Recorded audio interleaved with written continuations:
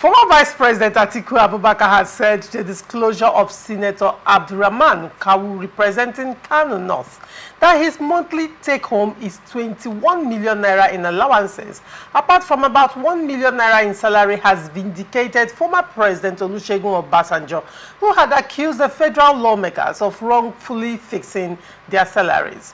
Atiku also cautioned Senate President Godswill Akpabio not to victimize Kawu over his disclosure by either suspending him, as was done to Senator Abdul Ningi, or stripping him of his position, as was done to Senator Ali Ndume.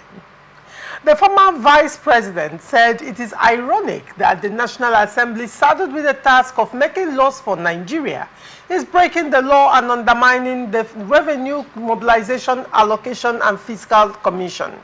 Barely hours after Obasanjo accused the lawmakers of wrongfully fixing salaries and special allowances for themselves, the Senate, however, challenged Obasanjo to provide evidence of claims that lawmakers determine their own salaries and receive special packages.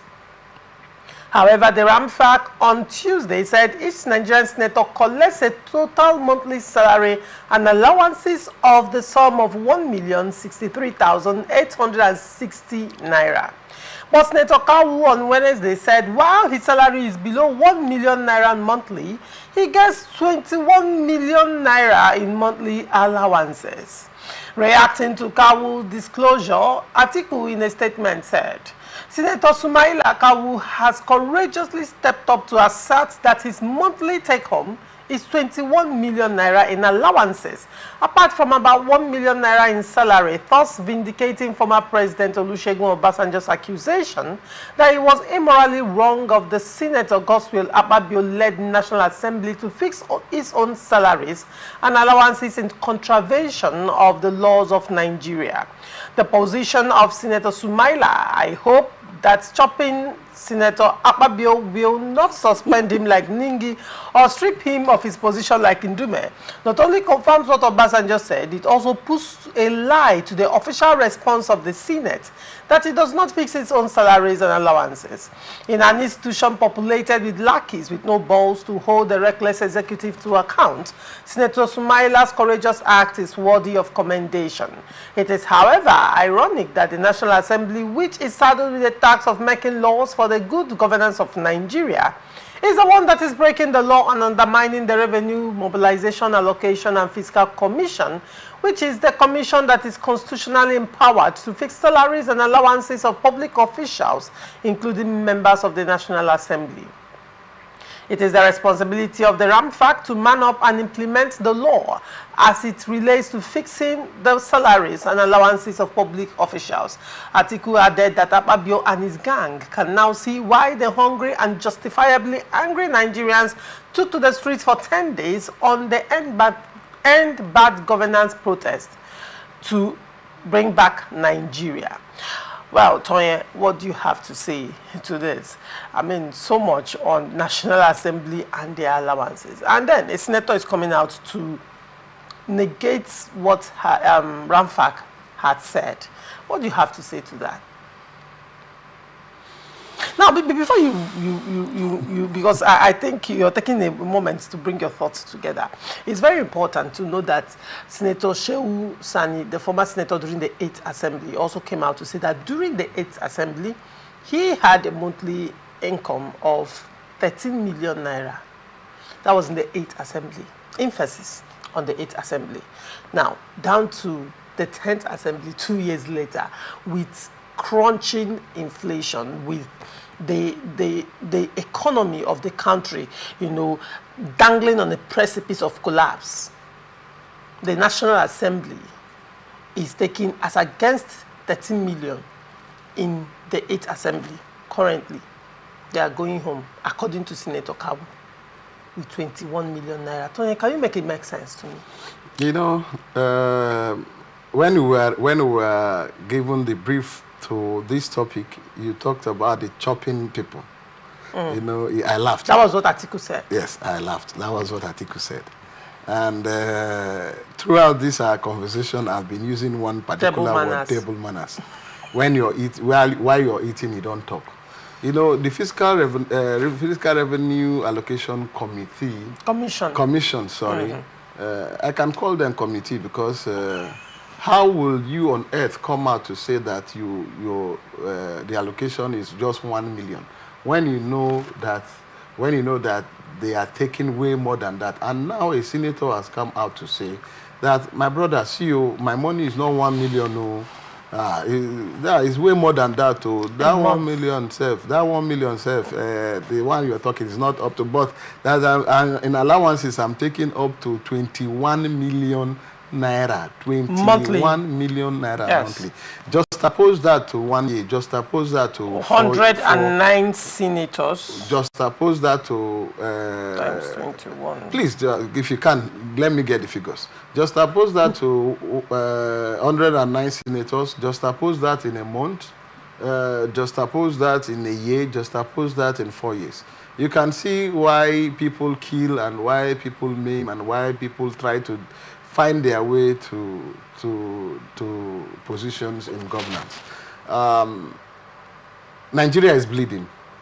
What that means is that in a month, 109 senators times 21 million naira. How many billion? 2,289 million naira. But to them, that's no money. Monthly. Now.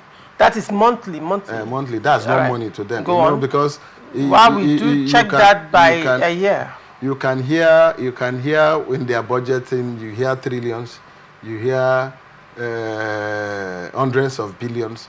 You know, Nigeria has the money, but you know, because we are not doing the right thing. Hold on.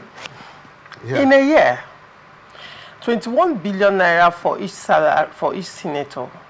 When you times 21 million for each senator, when you times it by 109 senators by 21 billion in a year, the National Assembly, the senators get total of 27 billion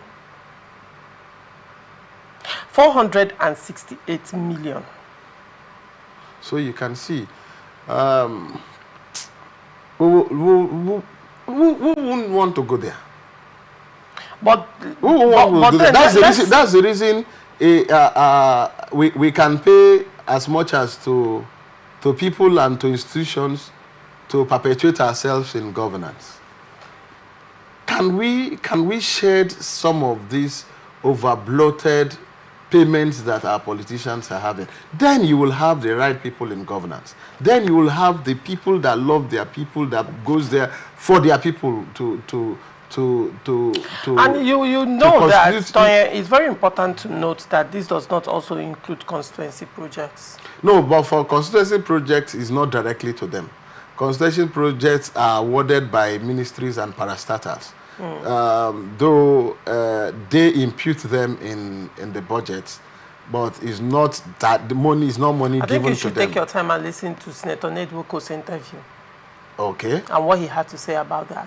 Then probably you hold a different opinion. Maybe, but for what I know, like in my constituency, there is a project of my House of Reps member, Right Honorable Alison Igbik Sanderson, influenced a project that they are just starting now, an ICT center, a beautiful ICT center, which was awarded by one of the parastatals, not him. It didn't come through him. He made the requisition. The people bidded, and somebody won. And they are, I think yesterday, was it yesterday or the first day they did the groundbreaking? If they don't have a singular access to these monies, the question would be, why are these constituency projects not trickling down to the constituencies? Now, let me tell you, that's where I want to come. Yes. There are several House of Reps members and senators, they impute these constituency projects. What they do, they trade with them. I'm not an authority. Also, Yase. So nobody will tell me to come and prove it in court. It's also Yase. Okay. But from within, some persons have said that every year they impute projects as constituency projects. But those constituency projects don't see the light of day. What they do is they connive with people within the system, they sell these projects, they get the money, and they move on. But the few that have said, no, I love my people, and I want my people to benefit from my time as a leader or as a member of the National Assembly, you see those projects being executed. Like I said earlier, there is one going on, a beautiful modern day building that has started. I visited the site yesterday, and they've dug the foundation already. They've started building. I don't want to indict some others.